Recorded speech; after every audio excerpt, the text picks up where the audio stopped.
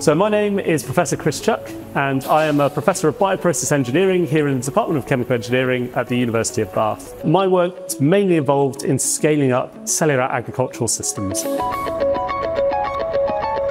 By 2050, it is estimated there will be about 10 billion people on the planet. Now, couple that with the effect of climate change on our traditional agricultural land and the demand for more calorific, nutritious diets, we need novel technologies to help fill that gap.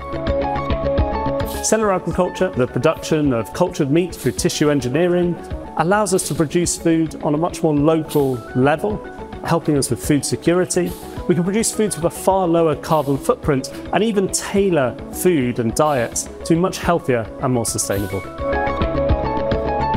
In the CARMA Hub, I am leading on developing the novel manufacturing technologies where we're combining the precision microbial fermentation with the tissue engineering, producing multiple food products using the waste of one process to feed the other. It's this circularity which allows us to intensify the production, making a much more efficient, scalable platform.